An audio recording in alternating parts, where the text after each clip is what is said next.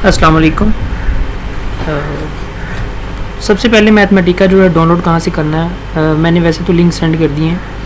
तो आप गूगल पे जाएं, सर्च करें downloadly.ir और इसके बाद हमारे पास एक वेबसाइट आएगी पहले नंबर के ऊपर download.ir की। इसे आप राइट क्लिक करके ओपन कर लें। ठीक है, उसके बाद आप यहाँ पे सर्च पे जाएं, मैट लैब लिखें और इसमें फर्स्ट ऑप्शन आपके पास जो है आप इसे भी आप ओपन कर लें और ये मेरे पास उसकी फ़ाइल आ चुकी, पेज आ चुका है, वेब पेज। यहाँ से मैंने आपको लिंक सेंड कर दिए थे। ये पहले मैंने 19 का किया है, चूँकि 20 भी आ चुका है, लेकिन इसमें कुछ एरर्स आ रहा था डाउनलोड करने के लिए। मैंने आपको 19 का लिंक सेंड किया है। याद रखें, यहाँ पे 3 किस्म के जो है वो फाइल्स होती हैं, एक विंडो के लिए, एक लिनक्स के लिए और एक जो है वो मैकबुक के लिए। मैं आपको दिखा देता हूँ, बता देता हूँ जी। ये वाले जो है इस वक्त जो मुझे नज़र आ रहा है, जो मैंने आपको सेंड किया है 64 बिट वाला, 2019 का है ये। और ये आपको मैंने सेंड किए हैं कि डाउनलोड कर लीजिएगा। 7 पार्ट्स के अंदर है उसकी। उसके बाद इसकी अपडेट है, अपडेट करने की हमें ज़रूरत नहीं है। और ये जो है लिनक्स के लिए है, चूँकि हम में से कोई भी लिनक्स यूज़ नहीं करता, तो इसलिए इसे डाउनलोड करने की ज़रूरत नहीं होती। और उसके बाद इसकी अपडेट आ जाती है, फिर मैकबुक के लिए आ जाती है और इसकी अपडेट होगी। तो यहाँ से आपने डाउनलोड करना है और ये बहुत आसान है यहाँ से डाउनलोड करना, कोई मुश्किल काम नहीं है। अगर आपके पास IDM है तो करें, अगर नहीं है तो फिर भी ऐसा कोई इशू नहीं है, तो उसके बगैर भी हो जाता है, लेकिन टाइम बहुत लगेगा इसके लिए। नेट की स्पीड ज़्यादा चाहिए। अगर किसी दोस्त के पास करीब हो तो वहाँ से ले लें।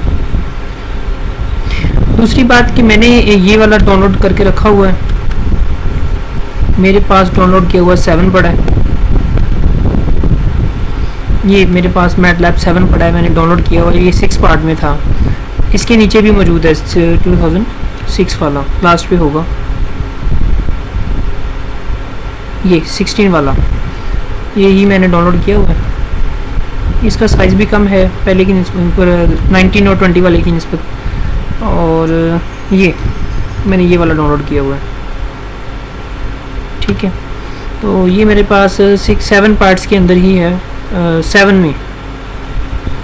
और आपने क्या करना है कि इसके फर्स्ट पार्ट को ओपन करना है और ये सारे डाउनलोड करके एक ही फ़ोल्डर में रखना है।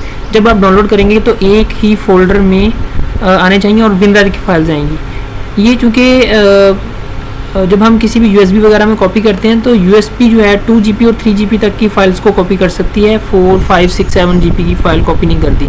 अब जो 3.0 की USB आ रही हैं उनमें 4 GB की कॉपी हो जाती है, 5 और 7 की नहीं होती। ये टोटल सॉफ्टवेयर जो है वो तकरीबन 12 से 16 GB के करीब होता है। मेरे पास ये इस वक्त 11.5 GB है। तो ये डायरेक्ट जो है वो कभी USB में कॉपी नहीं होगा, इसलिए उन्होंने पार्ट्स के अंदर हमें दिया होता है।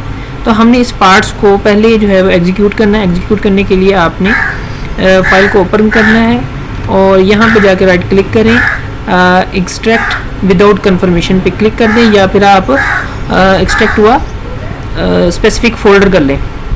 बेहतर यही है कि आप एक्सट्रैक्ट विदाउट कन्फर्मेशन कर लें। उससे क्या होगा कि ये जिस जगह पे पड़ा है उसी जगह पे फ़ोल्डर आ जाएगा। मैंने ये कर लिया है, ये मेरा हो चुका है। तो इसमें थोड़ा सा टाइम लगेगा आपका, क्योंकि ये सारी की सारी फाइल जो है वो एग्जीक्यूट होके एक फ़ाइल बना देती हैं। ये मेरे पास फाइल बन चुकी है। अब इंस्टॉल कैसे करना है, इसमें से जो DVD 1 लिखा हुआ है इसे ओपन करें।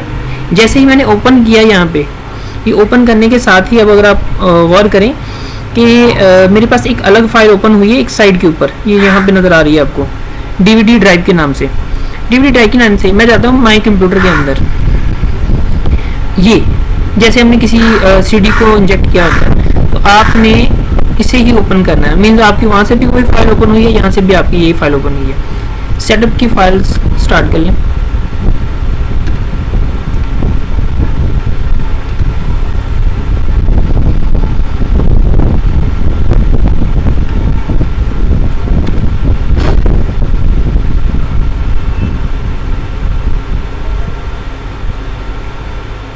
थोड़ा सा टाइम लेगा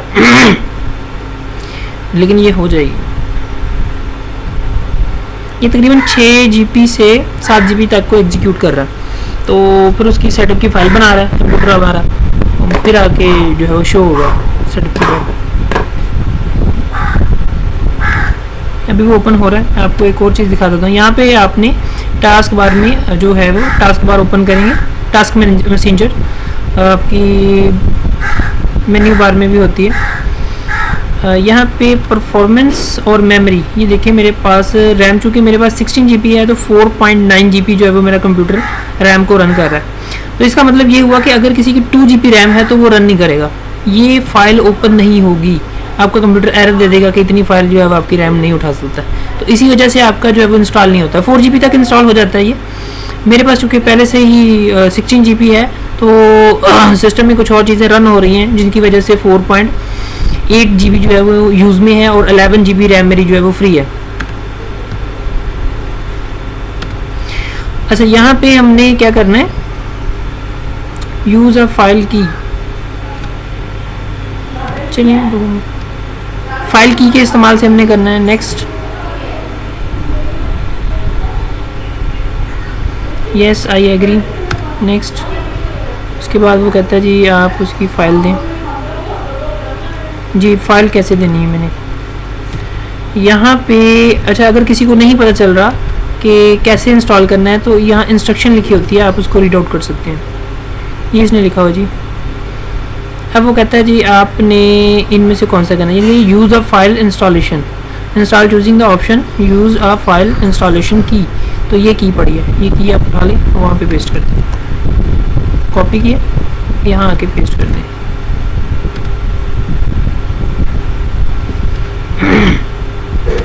नेक्स्ट नेक्स्ट। अच्छा, ये थोड़ा सा टाइम लेगा। जब आपकी ये फ़ाइल 50% पे पहुंच जाएगी तो हमें दूसरी फ़ाइल को रन करना होगा, क्योंकि ये एक फ़ाइल में सारा सेटअप मौजूद नहीं है। तो मैं इसे स्टॉप कर करके जो है वो वीडियो को आगे लेके चलूँगा।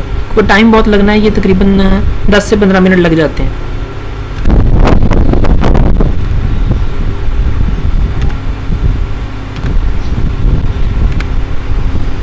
जी ये देखें, eject DVD1 and insert the DVD2। तो इस सारे सिस्टम, इसको सेटअप को ऑन रखने के लिए हमें DVD जो 2 है, ये सेटअप 2 है, वो हमें स्टार्ट करना पड़ेगा। तो यहाँ पे देखें ये लिखा हुआ है DVD2। अच्छा, इससे पहले आप देखें कि यहाँ PC आ रहा है, ये DVD1 हमारी ऑन है, इसको आप इजेक्ट करें, यहाँ से रिमूव हो जाएगा। ठीक, अब हमने सेकंड वाली जो है वो स्टार्ट करनी है, जहाँ मैंने एग्जीक्यूट किया था फाइल में, वहाँ चले जाता हूँ। ये DVD2 पड़ी है, इसको आप माउंट करें। माउंट करने से आप देखें कि उस जगह पे अब DVD2 आ चुकी है। ये दोबारा सेटअप, ये ऑटोमेटिकली ऑन हो जाएगा। ओके, ये मेरा सेटअप जो है वो कंटिन्यू हो चुका है दोबारा। दोनों सीडीज़ का इस्तेमाल आपको पता चल चुका है, कैसे आपने इसको इस्तेमाल करना है। ये 100% कंप्लीट होने के बाद हो चुका है कंप्लीट, और ये हमारा फिनिश हो चुका है। इसके बाद इसने आपने इसको रजिस्टर करना है। रजिस्टर करने के लिए चूँकि डेस्कटॉप पे शो नहीं हो रहा, आपने सी ड्राइव में चले जाना है। सी ड्राइव में प्रोग्राम फाइल के अंदर मैटलैब में आपने R223 और बिन फोल्डर में जाना है। बिन फोल्डर के अंदर आपको ये फाइल नज़र आएगी मैटलैब की, इसे ऑन करें और रजिस्टर करें। फिर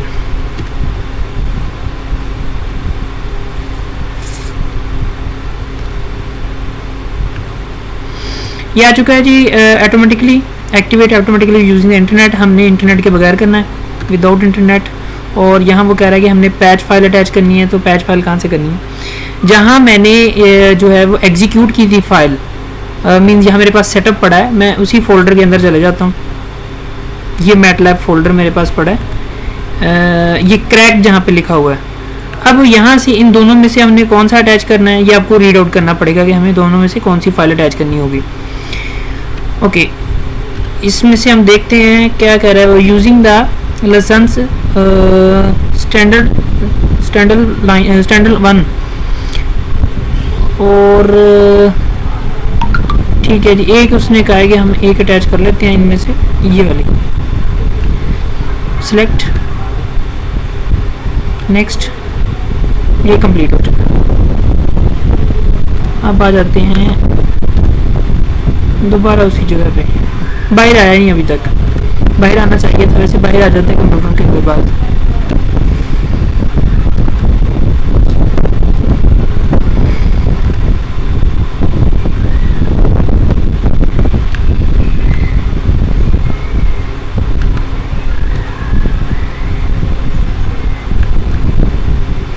ट्रबल,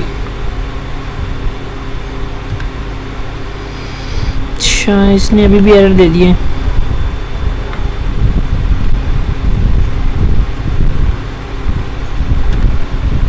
अच्छा यहाँ पे अभी ट्रबल शूट आया था जब मैंने इसको ओपन किया, तो इसके अंदर एक और चीज़ रह चुकी है हमारी। मैं चला जाता हूँ दोबारा अपने क्रैक फोल्डर के अंदर जहाँ मेरे पास सेटअप फाइल पड़ी है। ये क्रैक फोल्डर में हमने एक तो ये इस फाइल को अटैच किया है। रजिस्टर्ड करने के लिए मैं आपको दिखा देता हूँ मेरी ये फाइल जो है वो अटैच करने से क्या फ़र्क पड़ रहा है। मैं आता हूँ यहाँ पे लाइसेंस फोल्डर के अंदर, लाइसेंस फोल्डर्स के अंदर यहाँ पे लाइसेंस उठा लिया उसने मेरे नाम पे, अपने आप बना के जो है वो यहाँ पे रख दिए। अच्छा अब जो है दूसरा एक और चीज़ होती है कि आपने उसको रन करने के लिए एक फ़ाइल और जो है वो उसकी ज़रूरत है।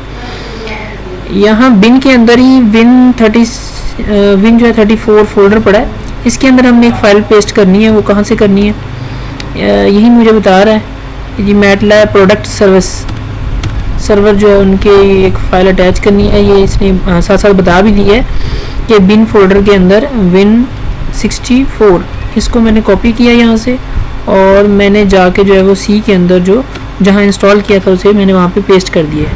अच्छा मेरे यहाँ पे पेस्ट फ़ौरन हो चुका है, ओवरराइट में दिया है क्योंकि मैंने पहले बना लिया था।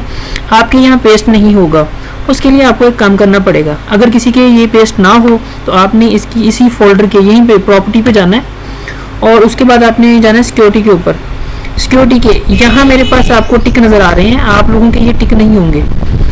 वहाँ पे ये 3 सिर्फ टिक होंगे जो डिम कलर में है और ब्राइट जो टिक हैं वो आपको वहाँ पे नहीं मिलेंगे। वहाँ आपने करना क्या है कि आपने एडिट पे क्लिक करना है। एडिट के बाद ये वाला ऑप्शंस आपका अलाउ में नहीं होगा, आपने इसको अलाउ क्लिक करना है तो ये सारे अपने आप टिक जो है वो क्लिक हो जाएंगे। इसी तरीके से आपने क्रिएटर ऑनर पे क्लिक करना है और अलाउ पे क्लिक करना है। उसके बाद सिस्टम पे क्लिक करना है, अलाउ पे क्लिक करना है, एडमिनिस्ट्रेटर पे क्लिक करना है, अलाउ पे क्लिक करना है, यूज़र पे क्लिक करना है, अलाउ पे क्लिक करना है। इसका मतलब ये होता है कि हम यूज़र भी से इस्तेमाल कर सकते हैं, एडमिनिस्ट्रेटर भी इस्तेमाल कर रहा है फोल्डर को, सिस्टम भी इस्तेमाल कर रहा है और जिसने इसकी विंडो की है वो भी इसका इस्तेमाल कर रहा है। मतलब कंपनी वाले जो है वो भी इस फोल्डर को इस्तेमाल कर सकते हैं, उनके पास इसकी एक्सेस चली जाती है। तो आपने इन सबको अलाउ करना है। आप इसको रीड, कॉपी, पेस्ट या जो भी कर सकते हैं, लेकिन सी के अंदर कुछ फोल्डर ऐसे होते हैं जिनको आप अपनी मर्जी से कॉपी, पेस्ट, डिलीट नहीं कर सकते। ये ऑप्शन आपके यूज़ नहीं होते, तो उनके लिए यही तरीका यूज़ किया जाता है। तो मैंने यहाँ पे ओके किया, मेरे सारे फोल्डर जो है वो तब्दील हो रहे हैं, उनकी जो प्रॉपर्टी है वो चेंज हो चुकी है, सिक्योरिटी चेंज हो चुकी है। तो इसके बाद आप इसको पेस्ट कर सकते हैं, आप अपने फोल्डर में इसके बाद आप पेस्ट कर सकते हैं। जैसे ही मैंने पेस्ट किया तो ये आपका चल पड़ेगा। मैं इसे कॉपी कर लेता हूँ, आप इस यहाँ से कॉपी करें क्योंकि हमें सिर्फ यही एक स्मॉल फाइल चाहिए, तो बार बार हमें सी खोलनी नहीं पड़ेगी। ये आ गया मेरे पास शॉर्टकट, यहाँ से मैं इसको प्ले कर लेता हूँ।